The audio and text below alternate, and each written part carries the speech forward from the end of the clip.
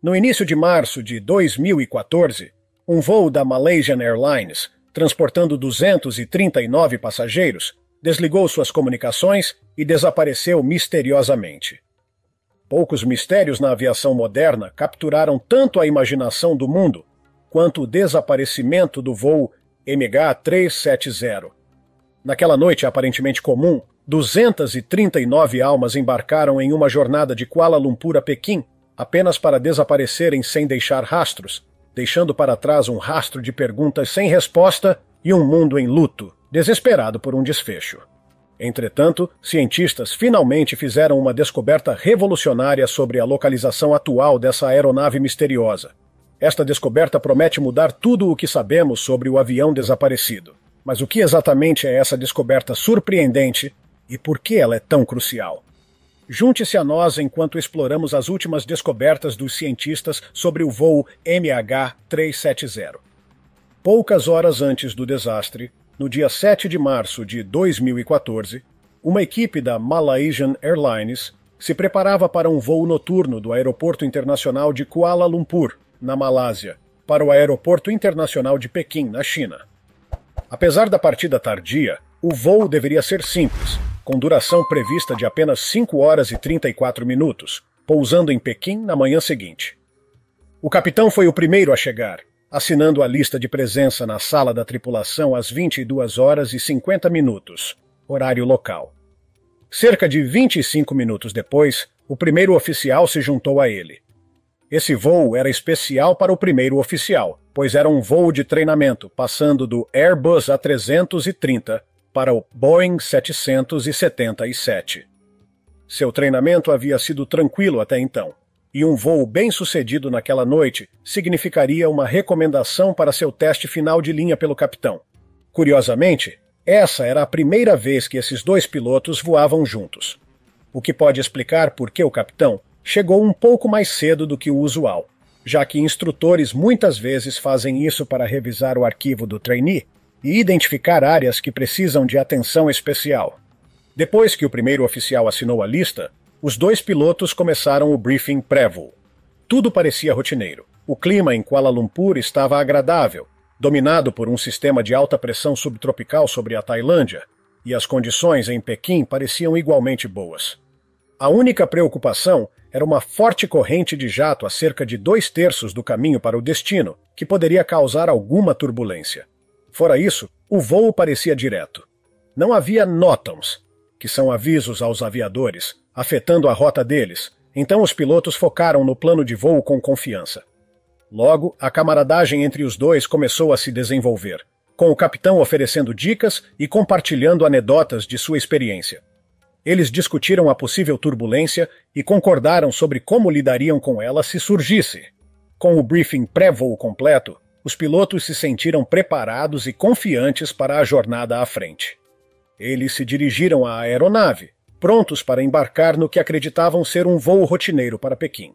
Enquanto passavam pelos detalhes, a empolgação do primeiro oficial com sua avaliação final se misturava com o profissionalismo calmo do capitão. Apesar de alguns desafios potenciais, sabiam que estavam bem preparados para a jornada à frente. A forte corrente de jato poderia trazer alguma turbulência, mas com clima claro em ambas as extremidades e um plano de voo sólido, eles se sentiam prontos para enfrentar o céu noturno. Com tudo em ordem, os pilotos completaram suas verificações, prontos para embarcar no que parecia ser um voo rotineiro para Pequim. Para o voo, os pilotos tinham 2 aeroportos alternativos listados. Após considerar ambas as opções, decidiram por uma carga final de combustível de 49.100 quilos. Essa quantidade era perfeita para o voo, nem de mais nem de menos, e proporcionava cerca de 7 horas e 31 minutos de autonomia, 2 horas a mais do que o tempo de voo planejado. Esse combustível extra logo se provaria crucial na nossa história. O capitão era um experiente piloto de 53 anos, com uma impressionante carreira de 33 anos na Malaysian Airlines. Ele era casado, tinha 3 filhos e era um membro ativo da comunidade. Nos tempos livres, ele participava de um partido de oposição local, ajudava a entregar mantimentos para os idosos e gostava de mexer com eletrônicos. Financeiramente estável e saudável, ele era visto como uma figura confiável e respeitada em sua comunidade.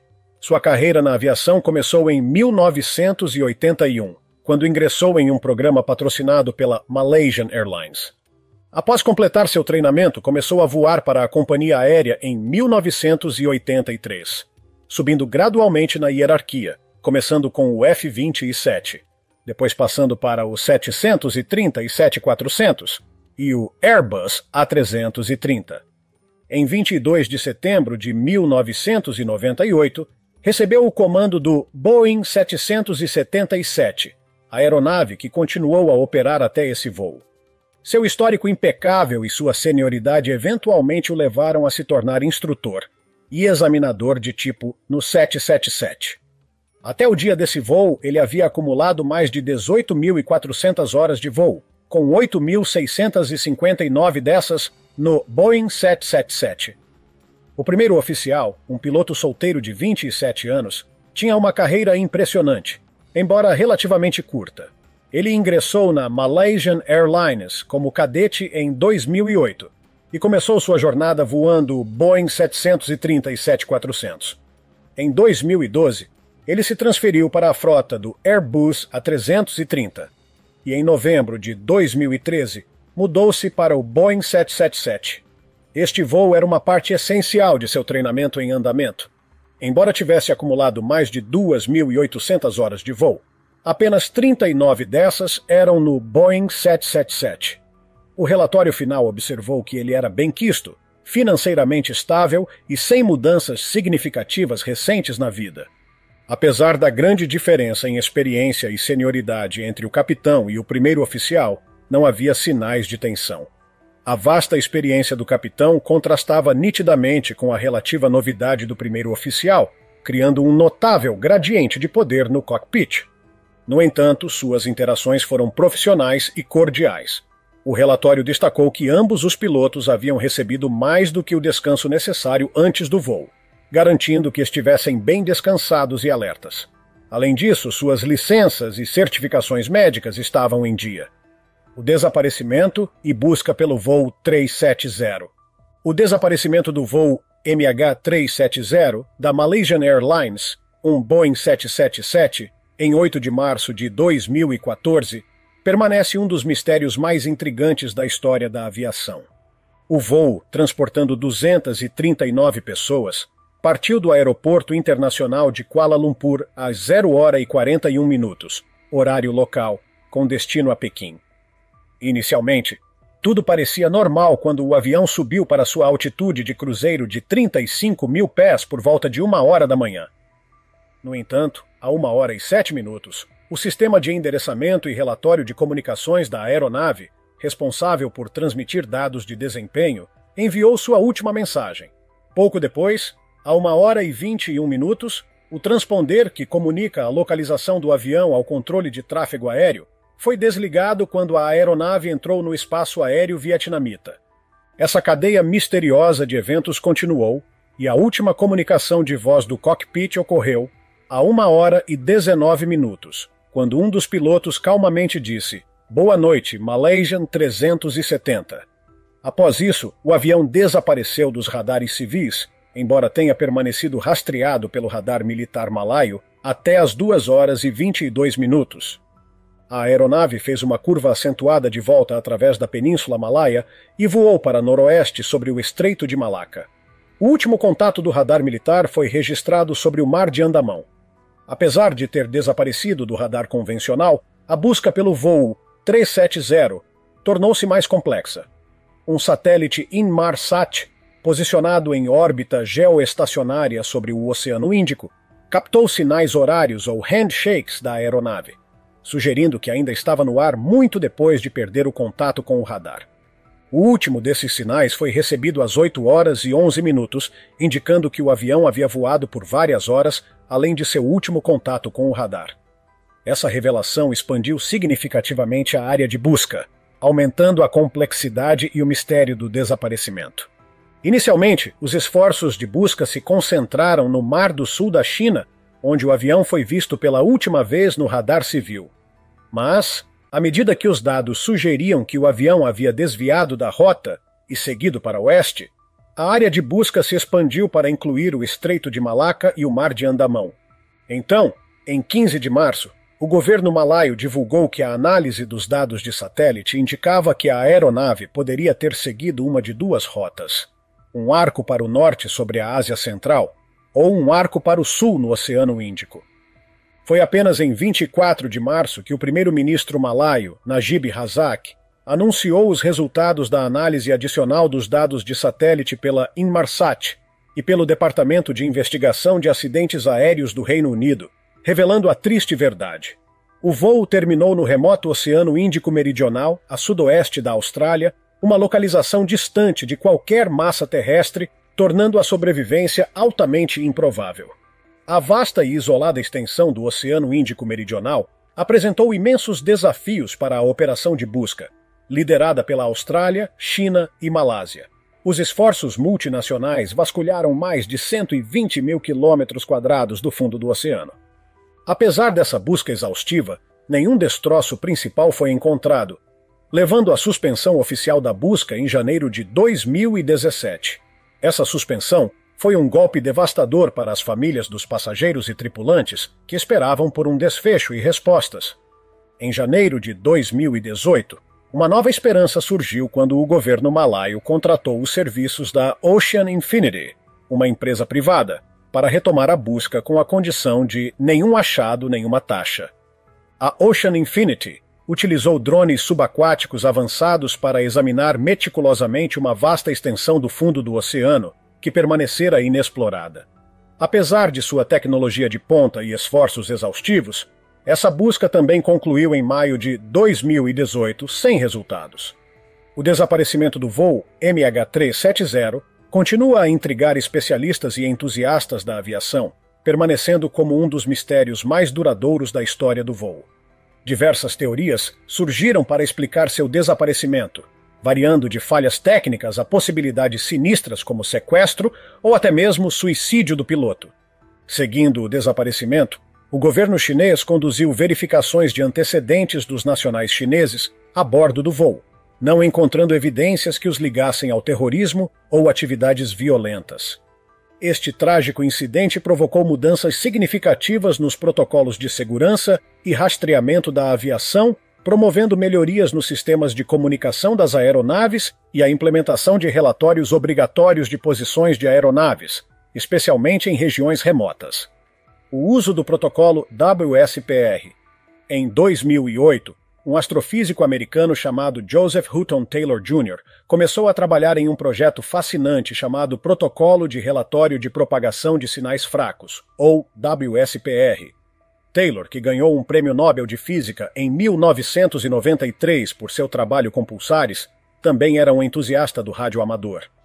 O WSPR é um protocolo projetado para transmissões de rádio de baixa potência, estudando como esses sinais viajam por longas distâncias em frequências baixas, médias e altas. Taylor desenvolveu um software de computador para analisar esses sinais, o que foi particularmente interessante para os radioamadores, pois esses sinais percorrem vastas distâncias e, ocasionalmente, se dispersam ao encontrar obstáculos, causando pequenas anomalias na intensidade do sinal. Essas anomalias, às vezes, podem ser usadas para melhorar a recepção geral. Um dos recursos principais do protocolo WSPR é que ele registrou os dados de recepção de milhares desses sinais em um banco de dados compartilhado desde 2008. É importante notar que Taylor nunca pretendeu que o WSPR fosse usado para rastrear aeronaves, nem acreditava que isso fosse possível. No entanto, em 2021, um engenheiro de sistemas de aviônicos chamado Richard Godfrey começou a explorar a ideia de usar o banco de dados WSPR combinado com algoritmos para procurar anomalias em várias transmissões simultâneas. Ele imaginou isso como um tipo de radar primário improvisado. Teoricamente, se você souber as localizações exatas do transmissor e do receptor, junto com a hora do dia e inúmeros outros fatores, pode ser possível usar pequenas anomalias simultâneas em vários desses sinais para rastrear algo como uma aeronave. O mais empolgante é que essa tecnologia amostra milhares de sinais a cada 2 minutos, potencialmente oferecendo muito mais informações do que estava disponível anteriormente. Godfrey percebeu esse potencial e, a partir de 2021, ele e seus colegas, Dr. Hannes Kutzi e o professor Simon Maskell, começaram a analisar o banco de dados WISPR em busca de vestígios do voo MH370. Em um relatório divulgado em 31 de agosto de 2023, eles afirmaram ter encontrado exatamente isso. O que é verdadeiramente fascinante aqui é que essa análise se baseia em dados armazenados verificáveis. Pense nisso como evidências de DNA nos primeiros dias. O DNA não era muito útil inicialmente, mas com o tempo se tornou incrivelmente preciso e inestimável. Da mesma forma, pode haver informações ocultas dentro desses sinais de rádio.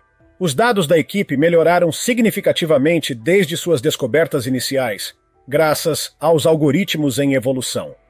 O último relatório oferece uma narrativa cativante. Inicialmente, os dados WSPR coincidiam bem com as informações de radar existentes até pouco antes do ponto de passagem conhecido como VAMP. Nesse ponto, os dados indicaram que a aeronave fez uma curva para uma direção mais oeste. Após essa curva, a trajetória da aeronave correu paralelamente à rota assumida, mas em um curso ligeiramente mais ao sul. Essa discrepância pode ser devido à imprecisão inerente da tecnologia ou do radar, especialmente porque o radar estava operando no limite de seu alcance efetivo. A trajetória do WSPR continuou para noroeste, interceptando o arco do primeiro Handshake em Marsat, precisamente às 2 horas, 28 minutos e 15 segundos da manhã. Os dados, então, sugerem que a aeronave continuou em direção a um ponto conhecido como COB, onde fez uma curva à esquerda em direção a Eram. Esse comportamento alinha-se com o que outros especialistas previram. A aeronave provavelmente manobrou para evitar a detecção por radar militar e escrutínio adicional pelo controle de tráfego aéreo. É importante destacar alguns pontos-chave. Os dados do WSPR não indicam um caminho direto para o sul do Oceano Índico. Em vez disso, revelam uma série de curvas, cada uma direcionada a um ponto de passagem existente, mas nunca seguindo a mesma rota. Esse padrão sugere que a aeronave ainda estava sendo pilotada ativamente, evitando cuidadosamente rotas estabelecidas para prevenir possíveis conflitos de tráfego. Lembre-se de que a aeronave não teria sido visível no sistema de prevenção de colisão de tráfego, nem a pessoa que a pilotava poderia ver outro tráfego. Se o objetivo era evitar a detecção, esse tipo de comportamento faz perfeito sentido, tornando o destino final da aeronave muito difícil de prever, mesmo que estivesse sendo parcialmente monitorada. Os dados do WSPR também revelaram que a aeronave parecia desacelerar durante 2 intervalos diferentes de seu voo irregular para o sul, sugerindo possíveis subidas escalonadas. No entanto, o que realmente me fascinou foi como os dados do WSPR corresponderam quase perfeitamente a todos os 7 arcos dos Handshakes em Marsat, que são dados universalmente aceitos. À medida que o voo se aproximava do fim, as posições do WSPR indicavam algo muito peculiar. Parecia que a aeronave começou a voar em um padrão de 8 entre o 6º e o 7º Handshake. Isso teria sido por volta do momento em que a aeronave deveria estar ficando sem combustível. O sistema de compensação de radar do Boeing 777 é projetado para lidar com o empuxo assimétrico após uma falha de motor, o que significa que a aeronave não realizaria essa manobra por conta própria. Portanto, se esse padrão foi realmente voado, deve ter sido um ato deliberado por quem estava controlando a aeronave. Especular sobre por que alguém faria isso é desafiador, mas naquela hora seria dia na área com clima claro. É possível que essa manobra tenha sido feita para procurar navios nas proximidades, garantindo que o local final de descanso da aeronave não fosse facilmente encontrado. O deslocamento da frequência de burst dos dados em Marsat sugeriu que a aeronave poderia estar em uma descida muito acentuada durante o último handshake de login. No entanto, essa descida acentuada não significa necessariamente que a aeronave mergulhou diretamente no mar. Esta análise dos dados do WSPR, alinhada com os handshakes em Marsat, e o excelente relatório do capitão Blaine Gibson e Jean-Luc Meillan, apresenta uma possibilidade fascinante. O motor direito da aeronave pode ter parado devido à falta de combustível. Isso poderia ter levado a pessoa no comando a iniciar a unidade de energia auxiliar e abrir a válvula de cruzamento para aproveitar ao máximo o combustível restante. Interessantemente, o tubo de captação da APU está um pouco mais baixo no tanque do que os motores, permitindo acesso a mais combustível. O indivíduo no comando pode então ter desligado manualmente o motor restante para maximizar o uso da APU. Essa manobra estratégica manteria todos os controles de voo e sistemas operacionais pelo maior tempo possível e permitiria que os flaps fossem estendidos, o que seria impossível sem pelo menos um motor ou a APU funcionando. Quando o último login Inmarsat ocorreu, faltavam dados do sistema de entretenimento a bordo, entre outras coisas. Isso faz sentido se a aeronave estava sendo alimentada apenas pela APU, pois sistemas menos críticos, como o IFE, teriam sido desligados para conservar energia para sistemas mais essenciais. De acordo com os cálculos do capitão Blaine, se a aeronave estava em uma descida rápida, poderia ter terminado muito perto do sétimo arco. Alternativamente, se foi pilotada para maximizar sua planagem e pousar com os flaps selecionados em 30 graus, poderia ter terminado até 67 milhas náuticas mais ao sul. Os dados do EWSPR indicaram uma possível última posição às 8 horas, 19 minutos e 37 segundos, e após isso, nenhuma outra anomalia correlacionada foi encontrada. Sabemos que a aeronave acabou caindo no oceano, em ou perto da área já pesquisada, porque partes da aeronave, tanto internas quanto externas, foram descobertas. O mistério do MA370 aprofundou-se ainda mais quando o primeiro pedaço de destroços não foi descoberto até 29 de julho de 2015. Uma parte da asa direita, conhecida como flaperon, que apareceu na ilha francesa de Reunião, longe da área de busca das autoridades australianas no Oceano Índico, cerca de 3.700 quilômetros a oeste. Essa descoberta deu início a uma nova fase na busca pelo avião desaparecido.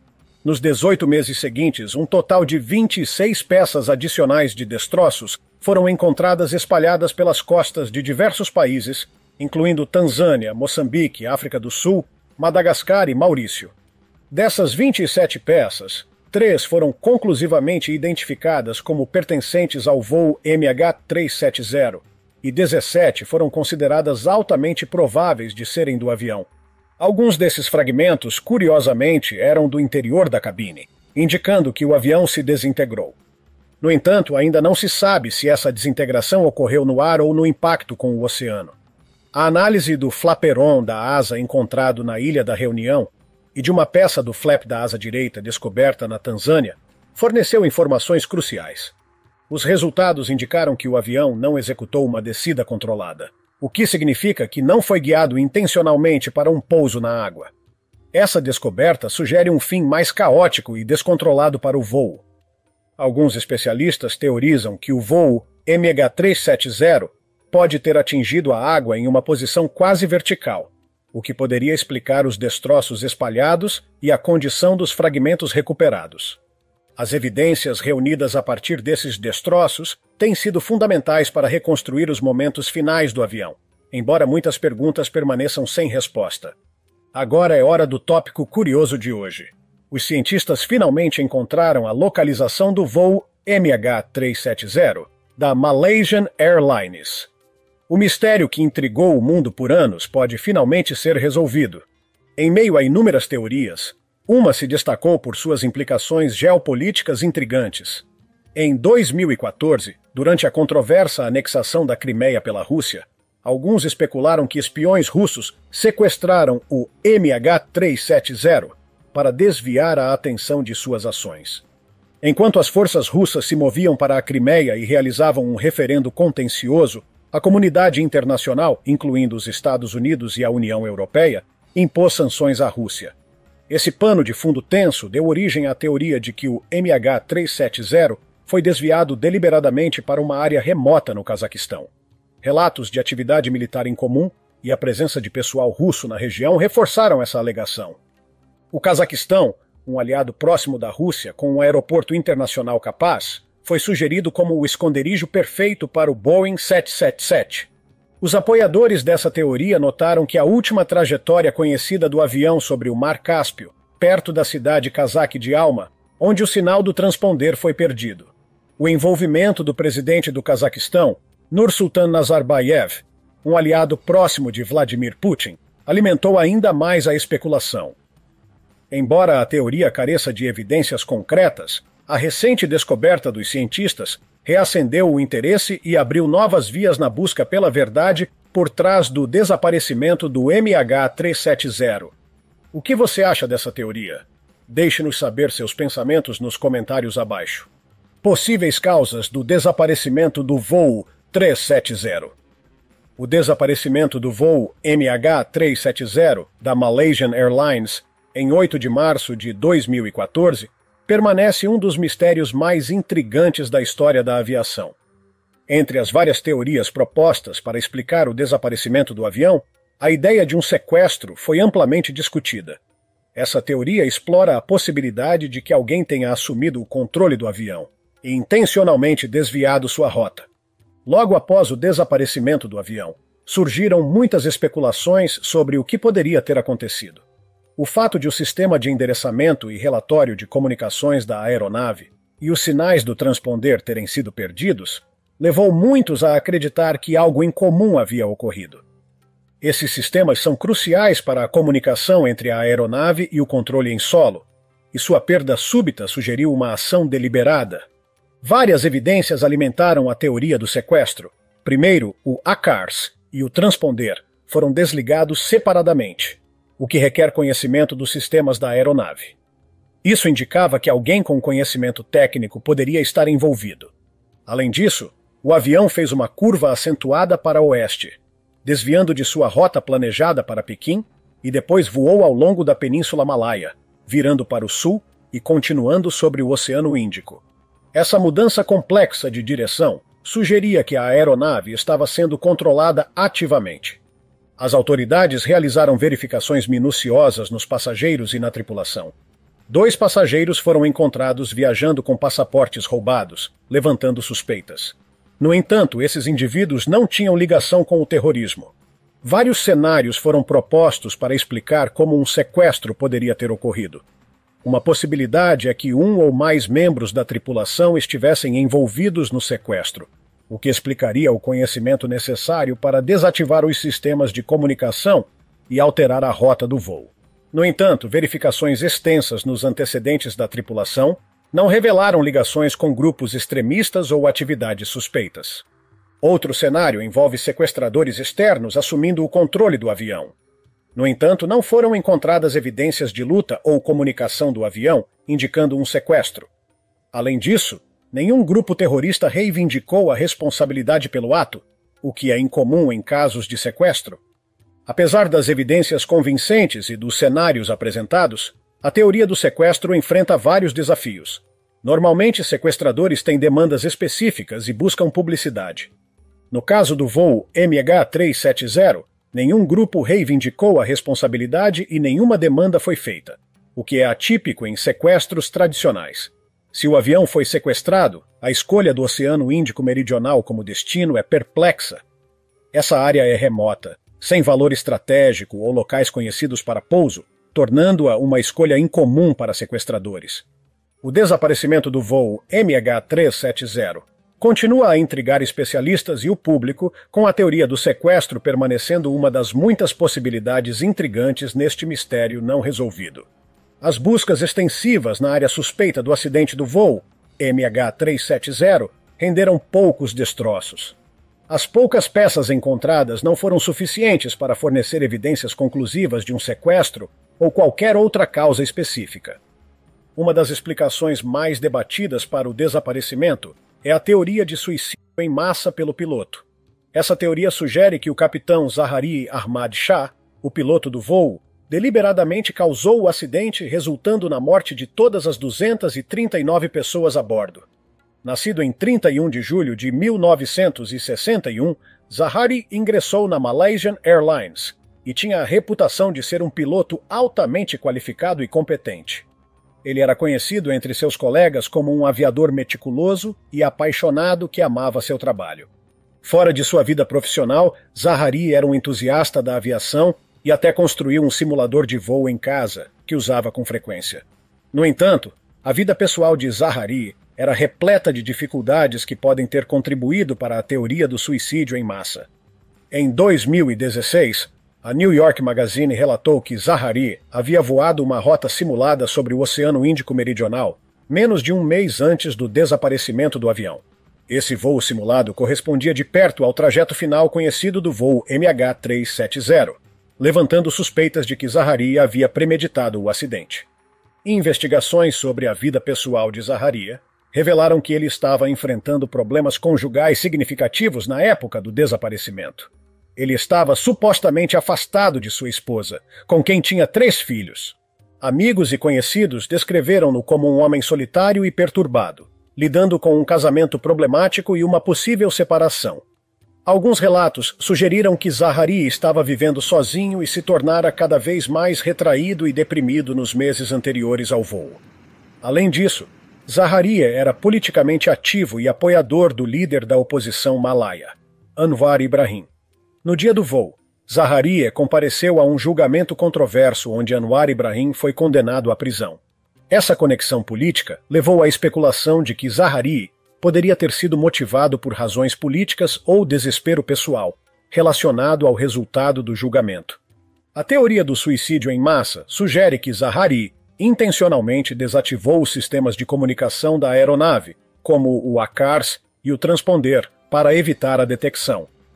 Essa ação exigiria um conhecimento significativo e expertise que Zaharie possuía. Após desativar esses sistemas, acredita-se que Zaharie tenha alterado manualmente a rota do voo, desviando-o de sua rota original para Pequim e voando para o remoto Oceano Índico Meridional.